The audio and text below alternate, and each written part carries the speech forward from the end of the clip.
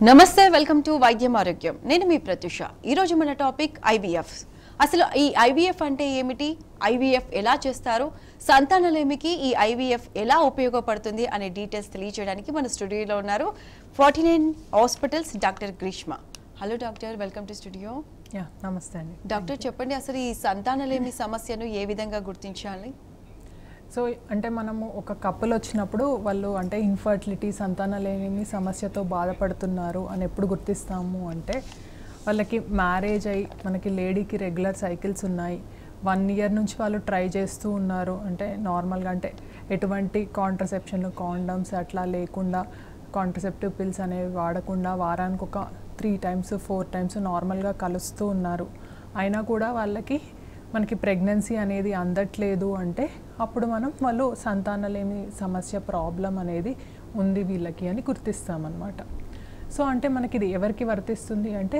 ఎవరికైతే regular cycles ఉన్నాయి lady age మనకి 35 years లోపల అయితే ఉందో వాళ్ళకి మనం ఒక 1 year టైం ఇస్తామన్నమాట లేదు మనకి లేడీకి 35 years దాటింది అంటే వాళ్ళలో ఏంటి అంటే 1 year కాకుండా 6 months ట్రై చేశారు అయినా కానీ పిల్లలు అవ్వట్లేదు అంటే మనం డాక్టర్ దగ్గరికి వెళ్ళి సంప్రదించాలి అని చెప్తాం లేదు మనకి వేరే ప్రాబ్లమ్స్ ఉన్నాయి మనకి అసలు పీరియడ్స్ అనేవి రెగ్యులర్గా లేవు ఇంకా వేరే ప్రాబ్లమ్స్ ఉన్నాయి ఇద్దరికి కలయికలో ఇబ్బంది ఉంది ముందే వాళ్ళకి తెలుసు అంటే ఓవరీస్ మీద ఆపరేషన్ అయ్యి కొంచెం ఏమన్నా ఎగ్ రిజర్వ్ అనేది సరిగ్గా ఉంది లేదు అనేది తెలుసుకోవాలి సో ఇట్లా వేరే ప్రాబ్లమ్స్ ఏమన్నా ఉంటే వాళ్ళు పెళ్ళైన వెంటనే కూడా డాక్టర్ని సంప్రదించవచ్చు అనమాట ఓకే డాక్టర్ సో ఈ ఐవీఎఫ్ అంటే ఏమిటి డాక్టర్ అంటే ప్రాసెస్ ఎలా ఉంటుందంటారు సో ఇప్పుడు మనకి ఐవీఎఫ్ అంటే ఏంటి అంటే ఇన్ విట్రో ఫర్టిలైజేషన్ అనమాట సో అంటే మనకి ఇప్పుడు లోపల జరిగే ప్రాసెస్ అంటే నార్మల్గా మనకి ఎట్లా ఉంటుంది అంటే మనకి మిడ్ సైకిల్ అంటే పీరియడ్ అయిన తర్వాత మధ్య సైకిల్లో ఎప్పుడైతే మనకి ఎగ్ అనేది విడుదల అవుతుందో అది ట్యూబ్ అనేది తీసుకొని ఆ తర్వాత ఎగ్ స్పర్మ్ అనేది ట్యూబ్లో మీట్ అవ్వడము ఆ తర్వాత బేబీ అనేది తయారై 5th day బేబీ అట్లా మనకి యూట్రస్ లోపల మనకి నిల్చోవడము అట్లా జరుగుతుందన్నమాట ఈ ప్రాసెస్ అంతా మనం బయటే చేసినట్టయితే ఆ ప్రాసెస్ని మనం ఐవీఎఫ్ అంటామన్నమాట ఇన్ విట్రో ఫర్టిలైజేషన్ అంటే ఇది ఎవరికి చేస్తారు ఈ టెస్ట్ ట్యూబ్ బేబీ పద్ధతి అంటే ఫస్ట్ అండ్ ఫార్మోస్ట్ మనకి ట్యూబ్స్ అనేవి సరిగ్గా లేదు అంటే మనకి బ్రిడ్జ్ అనేది అంటే సరిగ్గా లేదనమాట ఎగ్ స్పర్మ్ మనకి కలవడానికి అంటే ఫర్టిలైజేషన్ అనేది జరగడానికి మనకి ట్యూబ్ అనేది చాలా ఇంపార్టెంట్ సో ఆ ట్యూబ్సే సరిగ్గా లేవు ఆ ట్యూబ్స్లోనే మనకి బ్లాక్ ఉంది అంటే మనం ఫస్ట్ చెప్పే ట్రీట్మెంట్ ఏంటి అంటే ఐవీఎఫ్కి వెళ్ళండి అని చెప్తామన్నమాట లేదు మనకి స్పర్మ్ అనేది సరిగ్గా లేదు మరి ఎగ్ స్పర్మ్ కలవాలంటే మనకి స్పర్మ్ అనేది కూడా మనకి కణాల నెంబర్ కానీ కదలిక కానీ చాలా ఇంపార్టెంట్ అనమాట సో ఆ స్పర్మ్లోనే కొంచెం ప్రాబ్లం ఉంది కణాల నెంబర్ అనేది తక్కువగా ఉంది మొటిలిటీ అనేది తక్కువగా ఉంది అంటే మనం ఐవీఎఫ్కి వెళ్ళండి అని చెప్తామన్నమాట అట్లాగే కపుల్కి మనం తొందరగా ప్రెగ్నెన్సీ అనేది కావాలి అంటే ఎగ్స్ అనేవి సరిగ్గా లేవు తగ్గిపోయినాయి సో అంటే తొందరగా వాళ్ళు ప్రెగ్నెన్సీకి ప్రయత్నించాలి అంటే ఐవీఎఫ్కి వెళ్ళండి అని చెప్తామన్నమాట సో ఇంకా మనకేంటి అంటే చాలా ట్రీట్మెంట్స్ ట్రై చేశారు ఐయుఐ అనేది ఫెయిల్ అయింది అంటే ఐవీఎఫ్కి వెళ్ళండి అని చెప్తామన్నమాట కొంతమందికి ఏంటి అంటే ఎగ్ అనేది సరిగ్గా పెరగదన్నమాట మనం ఎన్ని మందులు ఇచ్చినా ఇంజెక్షన్లు ఇచ్చినా కూడా రెసిస్టెంట్ పీసీఓ అని ఉంటుందన్నమాట వాళ్ళ లోపల ఎగ్ పెరగడం అనేది సరిగ్గా ఉండదు సో ఇట్లా మనం ఇట్లాంటి ఇండికేషన్స్ ఉన్న వాళ్ళందరికీ కూడా మనం ఐవీఎఫ్కి వెళ్తే తొందరగా సక్సెస్ అనేది ఉంటుంది ప్రెగ్నెన్సీ అనేది వస్తుంది అని చెప్తామన్నమాట ఓకే డాక్టర్ అంటే ఈ ఐవీఎఫ్ అనేది ఏ ఏజ్ ఫ్యాక్టర్ వాళ్ళకి చేస్తారు సో నార్మల్గా మనం ఏంటి అంటే ఐవీఎఫ్ మనకి ట్రీట్మెంట్స్ అనేవి అరౌండ్ 21 to 50 years వరకు మనం ట్రై చేయొచ్చు అనమాట అంటే మనకి లాలో మనకి లేడీకి ఏజ్ 21 to 50 years అట్లాగే మెన్కి వచ్చేసి 23 to 55 years వరకు మనం ఈ ట్రీట్మెంట్స్ అంటే ఫర్టిలిటీ ట్రీట్మెంట్స్ అనేవి ట్రై చేయొచ్చు అనమాట అట్లాగే మనకి ఐవీఎఫ్ అనేది కూడా అంటే లేడీ ఓన్ ఎగ్స్ అనేది ట్రై చేయాలి సెల్ఫ్ ఎగ్స్ అనేది అంటే వాళ్ళకి ఏంటి అంటే 35 below years అయితే వాళ్ళకి ఛాన్సెస్ అనేవి ఎక్కువగా ఉంటాయన్నమాట 35 above years ఉన్నప్పుడు కూడా వాళ్ళకి ఏంటి అంటే ఎగ్ నెంబర్స్ అనేవి బాగానే ఉంటే ఛాన్స్ అనేది ఎక్కువగా ఉంటుందన్నమాట సో ఇవన్నీ కూడా మనకి లేడీ యొక్క ఎగ్ నెంబర్స్ మీద ఆధారపడి ఉంటుందన్నమాట ఎగ్ నెంబర్స్ అలాగే మనకి క్వాలిటీ పైన కూడా డిపెండ్ అవుతుంది ఓకే డాక్టర్ అంటే ఈ ట్యూబల్లో బ్లాక్స్ ఉండడం వల్ల కూడా సంతానలేమికి కారణం అవుతుంటుంది అంటే 1 side 2 days ఇలాంటి వారికి ట్రీట్మెంట్ ఏ విధంగా ఉంటుంది ఇప్పుడు మనకి ట్యూబ్ బ్లాక్ అనేది మనకి ట్యూబ్ టెస్ట్ చేసుకున్నప్పుడు తెలుస్తుంది అనమాట. అది కూడా మనకి హెచ్ఎస్జి టెస్ట్ అంటే ఎక్స్రే అనేది తీసినప్పుడు క్లారిటీగా తెలుస్తుంది అనమాట. ట్యూబ్స్ అనేవి సరిగ్గా ఉన్నాయా, స్పిల్ అంటే మనకి ట్యూబ్స్లో డై అనేది పుష్ చేసినప్పుడు సర్విక్స్ నుంచి ట్యూబ్స్ గుండా వెళ్తుందా, అట్లాంటప్పుడు రెండు ఓపెన్ ఉన్నాయి అంటే పెరిటోనియల్ స్పిల్ అనేది కనిపిస్తుంది అనమాట. అంటే ట్యూబ్ బయటికి వచ్చి ఆ డై అనేది క్లారిటీగా కనిపిస్తుంది. అట్లా లేదు మనకి అసలు ట్యూబే సరిగ్గా కనిపించట్లేదు అంటే కార్నువల్ బ్లాక్ ఉంది అని అర్థం అనమాట. అంటే ఈ కార్నువల్ బ్లాక్ అంటే ఫస్ట్ పార్ట్ ఆఫ్ ట్యూబ్లో బ్లాక్ ఉంది అంటే రీజన్ ఏమై ఉండొచ్చు అంటే కొంతమందికి ఏంటి అంటే వాలంటరీ స్పాజం అంటే మనం టెస్ట్ చేసేటప్పుడు ఆ భయం వల్ల కూడా కొంచెం స్పాజం అనేది ఉండొచ్చు అనమాట. సో ఇట్లా కార్నువల్ బ్లాక్స్ ఉన్న వాళ్ళకి ఏంటి అంటే ఈ ఫెలోపియన్ ట్యూబ్ క్యాన్యులేషన్ ద్వారా మనకి బ్లాక్స్ అనేవి క్లియర్ అవ్వచ్చు. కాకపోతే మనకి ఫిమ్రియల్ బ్లాక్ ఇంకొంచెం అంటే దూరం ట్యూబ్కి దూరంగా బ్లాక్ ఉంది అంటే ఇట్లాంటి బ్లాక్స్ అనేవి మనం ఆపరేషన్ చేయించుకున్నా కూడా క్లియర్ అవ్వడం కష్టం అనమాట. సో ఇట్లా మనకి హెచ్ఎస్జి చేసుకుంటే అంటే ఏ పార్ట్ ఆఫ్ ద ట్యూబ్లో బ్లాక్ ఉంది, మనం ట్యూబ్ అనేది ఓపెన్ చేసుకోవడానికి ఎంతవరకు వీలుంటుంది అనేది మనకు తెలుస్తుంది అనమాట. మనకు అట్లాగే ఒక సైడ్ ట్యూబ్ ఓపెన్ ఉన్నా కూడా ప్రెగ్నెన్సీ మనకి న్యాచురల్గా కానీ ఐయుఐ ద్వారా కానీ వాళ్ళు ప్రెగ్నెన్సీకి ట్రై చేయొచ్చు అని చెప్తామన్నమాట. కాకపోతే ఏంటి అంటే మనకి టూ సైడ్స్ ట్యూబ్ ఓపెన్ ఉంటే ఆ కపుల్కి ఛాన్స్ అనేది ఎక్కువగా ఉంటుందన్నమాట న్యాచురల్ ప్రెగ్నెన్సీ రావడానికి. మనకు ఒక్క సైడే ట్యూబ్ ఓపెన్ ఉంటే ఏంటి అంటే ఛాన్స్ అనేది కొంచెం తగ్గిపోతుంది అనమాట నార్మల్ వాళ్ళతో కంపేర్ చేసుకుంటే న్యాచురల్ ప్రెగ్నెన్సీకి కానీ ఐయుఐకి కానీ. ఓకే డాక్టర్, సో ఈ ఐవీఎఫ్లో వచ్చిన అంటే న్యూ టెక్నాలజీ సరికొత్త మార్పులు ఏమైనా ఉన్నాయా, వాటి గురించి ఎక్స్ప్లెయిన్ చేస్తారా? సో అంటే ఇప్పుడు ఐవీఎఫ్లో కూడా వేరే మార్పులు ఏమన్నా ఉన్నాయా అంటే ఇప్పుడు మనం ఏం చెప్తాము అంటే మనకి ఇక్సీ ప్రాసెస్ అనమాట. అంటే ఇప్పుడు నార్మల్గా ఐవీఎఫ్లో మనం ఎగ్స్ అనేవి తీసిన తర్వాత మనకి వాటికంతట అవే అంటే డిష్లో మనం ఏంటి అంటే ఎగ్కి స్పర్మ్ అనేది అంటే ఒక డిష్లో కలిపిన తర్వాత వాటంతట అవే ఫర్టిలైజ్ అవ్వడాన్ని ఐవీఎఫ్ ప్రాసెస్ అంటాము. లేదు ఇక్సీ ప్రాసెస్లో ఏంటి అంటే ఒక ఎగ్ని ఒక స్పర్మ్ మనమే కలుపుతాం అనమాట. సో అది ఇక్సీ మెషిన్ ద్వారా. సో ఈ ప్రాసెస్ని ఇక్సీ అంటాం అనమాట. ఈ ఇక్సీ ప్రాసెస్ ద్వారా ఏంటి అంటే ఎగ్ స్పర్మ్ కలయిక అనేది నార్మల్గా మనకి అరౌండ్ 95% వరకు ఫర్టిలైజేషన్ అనేది గ్యారంటీ ఉంటుందన్నమాట. అంటే మనకి ఎప్పుడైతే ఎగ్ స్పర్మ్ కలిపిన తర్వాత ఆ నెక్స్ట్ డే చెక్ చేసిన తర్వాత మనకి ఫర్టిలైజేషన్ ఎప్పుడైతే అవుతుందో అప్పుడు మనకి బేబీస్ ఫామ్ అవ్వడానికి కూడా ఎక్కువగా అవకాశాలు ఉంటాయన్నమాట. అట్లాగే ఇంతకుముందు ఏంటి అంటే ఐవీఎఫ్ ప్రాసెస్లో మనకి బేబీస్ డే 2 బేబీస్ కానీ డే 3 బేబీస్ కానీ వేసేవాళ్ళు. కాకపోతే ఇప్పుడు ఏంటి అంటే మనకి బేబీ ఎప్పుడైనా కూడా డే 5 వరకు గ్రో అయి మాత్రమే యూట్రస్లో అతుక్కుంటుంది అనమాట. సో మనం ల్యాబ్లో ఇప్పుడు కల్చర్ కండిషన్స్ అవన్నీ చాలా ఇంప్రూవ్ అయ్యాయి అనమాట. సో కంపల్సరీ మనకి ల్యాబ్లో డే 5 వరకు మనం చూస్తామన్నమాట బ్లాస్టోసిస్ట్. సో ఈ డే 5 వరకు బేబీ అయ్యింది అంటే మనకి సక్సెస్ అవ్వడానికి కూడా ఛాన్సెస్ అనేవి ఎక్కువగా ఉంటాయన్నమాట. సో అంటే మనకి ఇంప్రూవ్డ్ కల్చర్ కండిషన్స్ అట్లాగే మనకి ఆర్ఐ విట్నెస్ సిస్టమ్ అనమాట. సో ఇదేంటి అంటే ఇది ఒక లేటెస్ట్ టెక్నాలజీ. అంటే ఇప్పుడు మనం ఎగ్ అనేది తీసుకున్నప్పుడు మనం ఏం చేస్తాము అంటే వాళ్ళ యొక్క డిష్ని మనం ఈ రేడియో ఫ్రీక్వెన్సీ ఐడి ద్వారా మ్యాచ్ చేస్తామన్నమాట. చేసి అంటే అది వాళ్ళది అయితే మాత్రమే మనకి యాక్సెప్టెన్స్ అనేది అవుతుందన్నమాట ఎగ్ స్పర్మ్ అనేది కలపడానికి. సో అంటే మనకి 100% వాళ్ళ గ్యామిట్స్ అనే షూరిటీ అనేది ఉంటుందన్నమాట. సో అట్లాగే మనకి స్పర్మ్ సెలెక్షన్లో కూడా మనకి కొత్త పద్ధతులు అనమాట. అంటే బెస్ట్ స్పర్మ్ మనకి డిఎన్ఏ డ్యామేజ్ తక్కువ ఉన్న స్పర్మ్ సెలెక్ట్ చేసుకోవడంలో మనకి ఈ మైక్రోఫ్లూయిడిక్స్ టెక్నాలజీస్ సో ఇట్లాంటివన్నీ కూడా మనకి అందుబాటులో ఉన్నాయన్నమాట. సో అంటే ఇట్లా మనకి చాలా టెక్నాలజీస్. అట్లాగే మనకి స్పర్మ్ అనేది నిల్లుగా ఉన్న వాళ్ళకు కూడా ఏంటి అంటే డైరెక్ట్గా టెస్టిస్ నుంచి స్పర్మ్ తీసుకొని అట్లాగే బేబీ అనేది ఫామ్ చేయవచ్చు అనమాట. సో ఇవన్నీ కూడా చాలా లేటెస్ట్ టెక్నాలజీస్ అనేవి అందుబాటులో ఉన్నాయన్నమాట మనకు ఐవీఎఫ్లో. వీటన్నిటి వల్ల ఏంటి అంటే సక్సెస్ అనేది ఇంకా చాలా ఎక్కువగా ఎక్స్పెక్ట్ చేయొచ్చు అనమాట. ఓకే డాక్టర్, అంటే ఈ ఐవీఎఫ్ ట్రీట్మెంట్ తీసుకునే కపుల్స్ ఎటువంటి ఇన్వెస్టిగేషన్స్ చేసుకోవాల్సి ఉంటుంది అంటారు? సో ఇప్పుడు నార్మల్గా మనకి ఎటువంటి ఫర్టిలిటీ ట్రీట్మెంట్స్కి అయినా కూడా మనకి ఫస్ట్ బాడీ అనేది ఫిట్గా ఉందా లేదా అనేది ఇంపార్టెంట్ అనమాట. సో అంటే ఇప్పుడు ఆ బాడీ అనేది ఇప్పుడు బేబీ అతుక్కోవడానికి కూడా మనకు ఒక ఎన్విరాన్మెంట్ అంటే మనకి మంచిగా ఉండే ఎన్విరాన్మెంట్ అనేది చాలా ఇంపార్టెంట్ అనమాట. ఎప్పుడైనా ఆ మంచి ఎన్విరాన్మెంట్లో వేసినప్పుడే మనకి బేబీ అనేది అతుక్కోవడానికి అంటే ఆ ఎంబ్రియో మనకి లోపల ఉన్న యూట్రస్ ఎండోమెట్రియం ఆ రెండిటి మధ్యలో క్రాస్ టాక్ అనమాట. అంటే సమన్వయం అనేది కుదరడం చాలా ఇంపార్టెంట్ అనమాట మనకి ఇంప్లాంటేషన్ అవ్వడానికి, ప్రెగ్నెన్సీ పాజిటివ్ రావడానికి.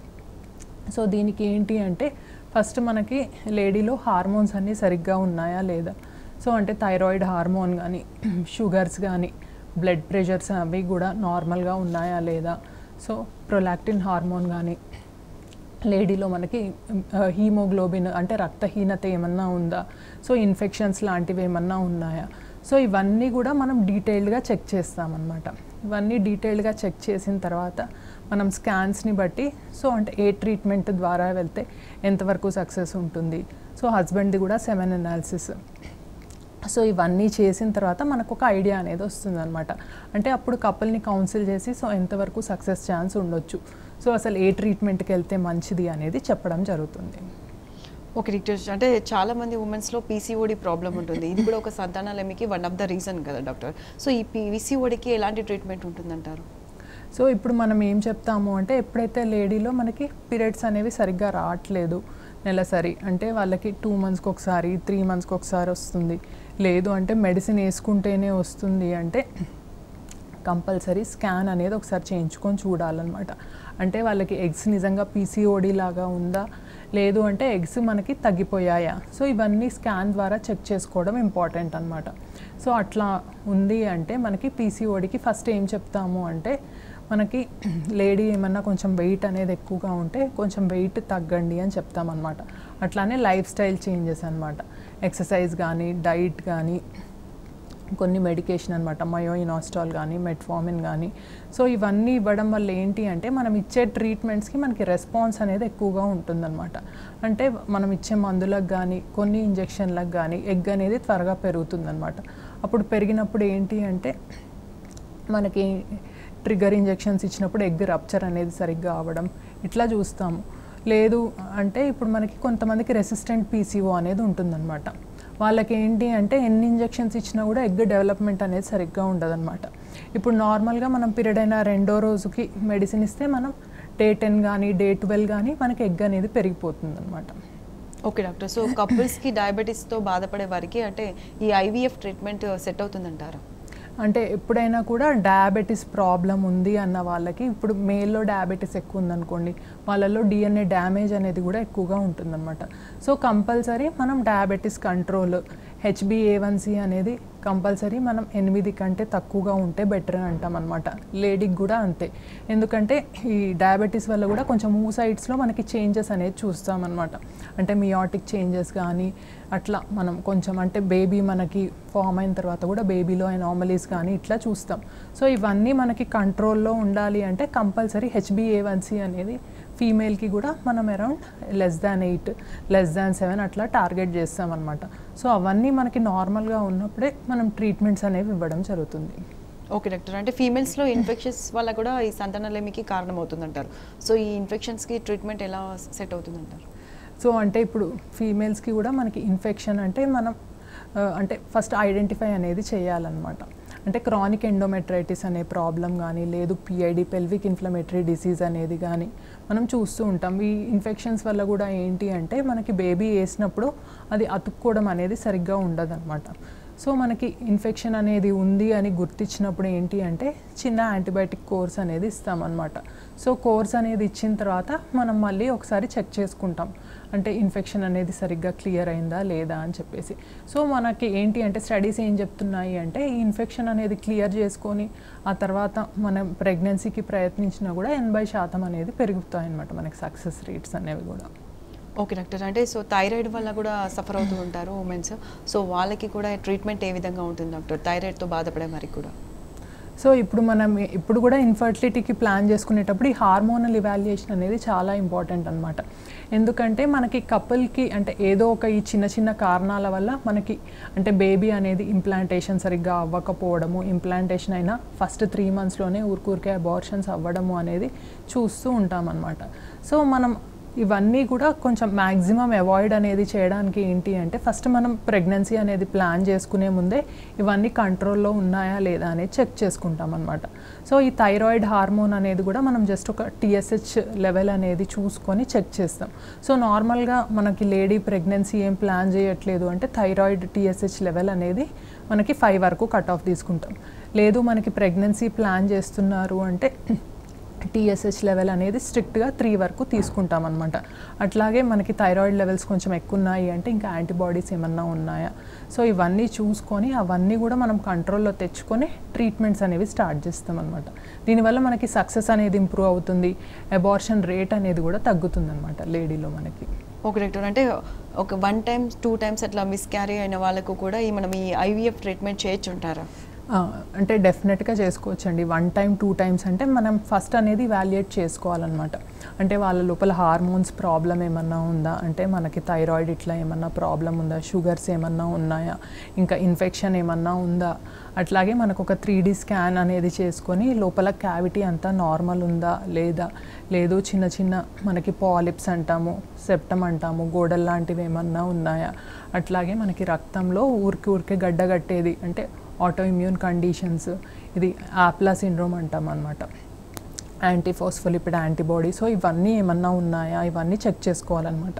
సో అన్నీ నార్మల్ ఉన్నా కూడా మనకి 40% మందికి అంటే కాజ్ ఏం లేకుండా కూడా మనకి ఊరికే అబార్షన్స్ అనేవి అవుతాయన్నమాట.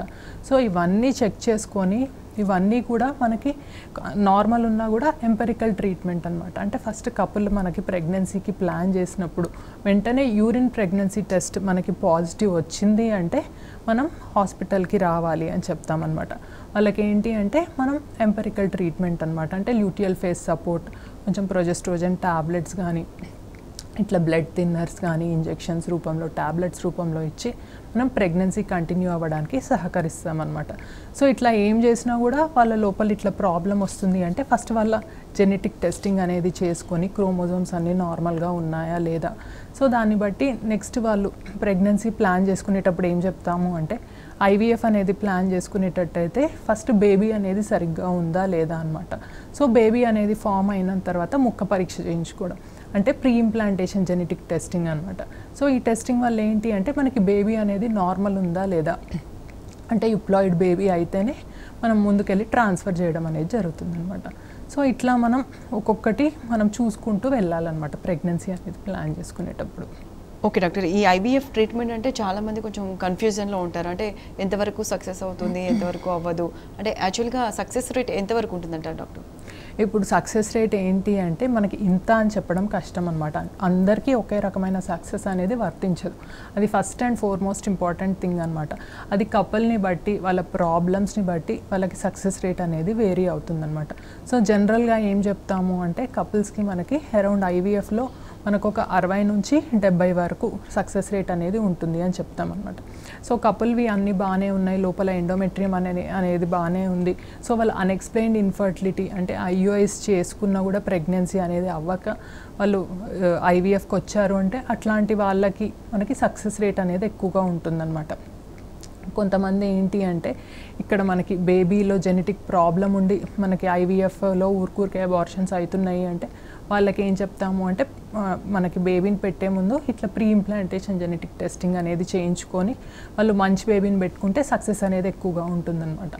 అట్లాగే కొంతమందికి థిన్ ఎండోమెట్రియంతో కూడా బాధపడుతూ ఉంటారనమాట.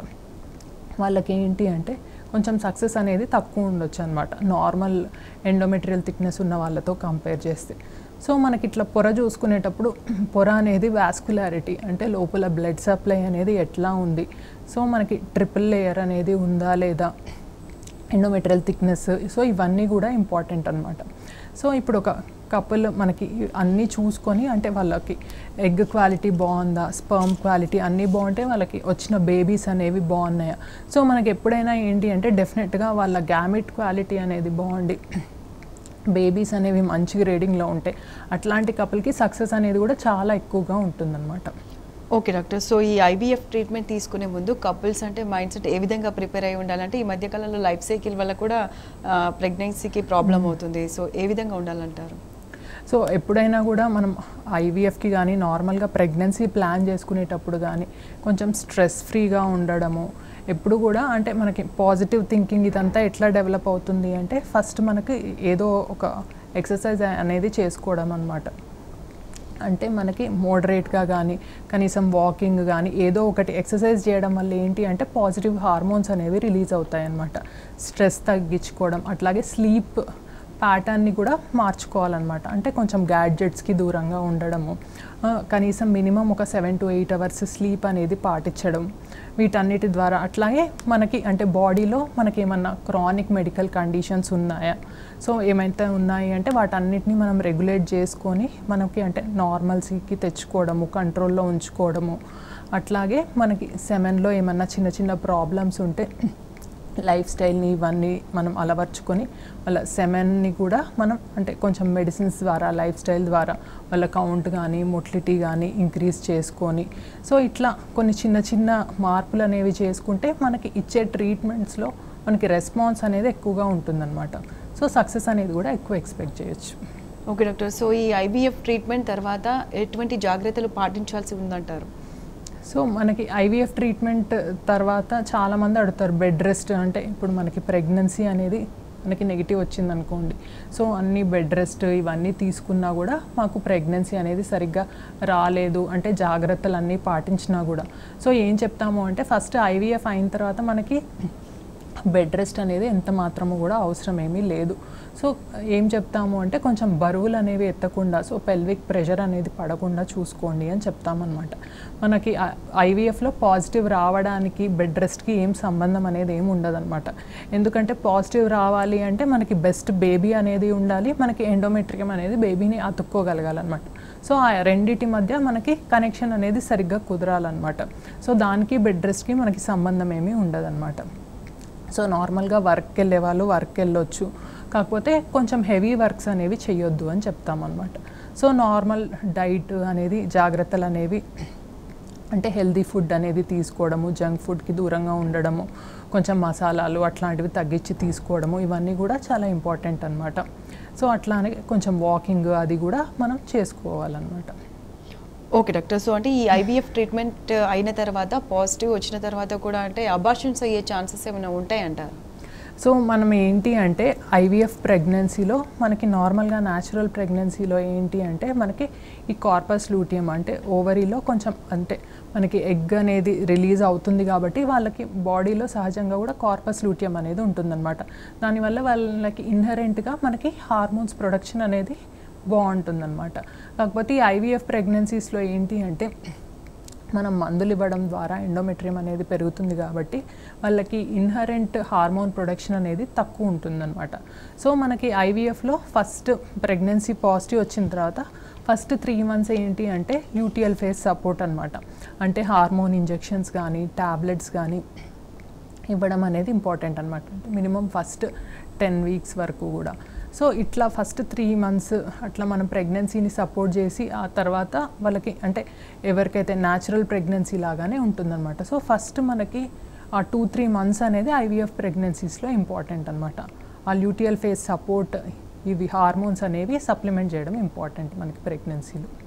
ఓకే డాక్టర్, అంటే ఈ ఐవీఎఫ్ ట్రీట్మెంట్లో అంటే ఒకసారి కన్సీవ్ అయిన తర్వాత అంటే డెలివరీ అయ్యేంత వరకు కూడా మళ్ళీ ట్రీట్మెంట్ ఏదైనా ప్రాసెస్ ఉందంటారా? ఎక్స్ప్లెయిన్ చేస్తారా? సో మనం ఏంటి అంటే ఫస్ట్ అంటే మన ఫర్టిలిటీ సెంటర్లో కూడా మనం కన్సీవ్ అయిన తర్వాత ఫస్ట్ 3 months మన దగ్గరికే రండి అని చెప్తామన్నమాట. ఎందుకంటే మనం జాగ్రత్తగా అన్నీ చెక్ చేసుకొని అన్నీ బాగున్నాయా లేదా, సో ఆ హార్మోన్స్ అనేవి అంటే అట్లా మెయింటైన్ చేయడము లేదు తగ్గించడము పెంచడము అనేది మనం చెక్ చేసుకుంటూ ఉంటామన్నమాట. సో దాని తర్వాత వాళ్ళకి ఫస్ట్ ఒక 10 weeks క్రాస్ అయ్యాయి అంటే వాళ్ళు ఇంకా అంటే సేఫ్ జోన్లో ఉండిపోతారనమాట. ఆ తర్వాత వాళ్ళకి ఒక చిన్న ఎర్లీ అనామలీ స్కాన్ అనమాట. అది చేసుకున్న తర్వాత మనకి ఫస్ట్ 14 weeks లోపల ఒక అనామలీ స్కాన్ అనేది అయిన తర్వాత మనం వేరే దగ్గరికి అంటే వెళ్ళి చూపించుకోమంటాం అనమాట. అంటే ఫస్ట్ 3 months దాటింది అంటే అది వేరే న్యాచురల్ ప్రెగ్నెన్సీ అంటే నార్మల్ ప్రెగ్నెన్సీ ఎట్లా ట్రీట్ చేస్తామో అట్లానే ట్రీట్ చేయొచ్చు అనమాట. సో వేరే మనం గైనకాలజిస్ట్ దగ్గరికి వెళ్ళి నార్మల్ గైనకాలజిస్ట్ దగ్గరికి వెళ్ళి చూపించుకోవచ్చు అని చెప్తామన్నమాట. ఒక రిఫరల్ లెటర్ అనేది రాసిచ్చిన తర్వాత అంటే ఫస్ట్ మనకి న్యాచురల్ ప్రెగ్నెన్సీలో ఎట్లా ట్రీట్ చేస్తారో అట్లానే అనమాట. అవసరం ఉంటే మనం ఇంజెక్షన్స్ ఇస్తాము, లేదు అంటే సర్విక్స్ మనకి లెంత్ చిన్నగా ఉంది అంటే మనం సర్విక్స్ దగ్గర స్టిచ్ చేయడము అట్లా చేస్తాము. లేదు అంటే న్యాచురల్ ప్రెగ్నెన్సీస్ ఆగినట్టే చిన్న మెడిసిన్స్ ద్వారా మనం కంటిన్యూ చేస్తామన్నమాట. సో నార్మల్ ఎర్లీ అది అనామలీ స్కాన్ అనేది ఎవరికైనా కూడా మనకి 5th monthలో ఏ ప్రెగ్నెన్సీకైనా చేస్తారనమాట. అట్లాగే మనకి ఐవీఎఫ్ ప్రెగ్నెన్సీలో కూడా అవన్నీ చూసుకోవాలన్నమాట. ఆ తర్వాత గ్రోత్ స్కాన్స్ అవన్నీ చూసి ఆ తర్వాత వన్స్ వాళ్ళకి 36 వీక్స్ అంటే అంతా బాగానే ఉంది అంటే 36 వీక్స్ వరకు చూసుకొని ఆ తర్వాత అంటే మనకి కుదిరితే న్యాచురల్కి ట్రై చేయడము డెలివరీ అంటే నార్మల్ డెలివరీకి ట్రై చేయడము, లేదు ఇంకేదన్నా ప్రాబ్లం ఉంది మనకి మాయ కిందకి ఉంది కొంచెం బ్లీడింగ్ అనేది కనిపిస్తుంది, సో ఇంకా బీపీ అట్లా ఏమన్నా ప్రాబ్లమ్స్ ఉన్నాయి అంటే దాన్ని బట్టి సిజేరియన్కి డేట్ ఇవ్వడము. సో అట్లా సో ఫస్ట్ 3 months అనేది ఇంపార్టెంట్ అనమాట. ఆ తర్వాత నార్మల్ ప్రెగ్నెన్సీ లాగానే ఉంటుంది వీళ్ళకి కూడా. ఓకే డాక్టర్, సో ఐవీఎఫ్ అంటే ఏమిటి, ఐవీఎఫ్ ఎలా చేస్తారో 40 minutesలో చాలా క్లియర్గా ఎక్స్ప్లెయిన్ చేశారు. Thank you so much for joining with us. Yeah thank you. So ఇది ఇవాల్టి వైద్యం ఆరోగ్యం కి వాషింగ్టన్ న్యూస్.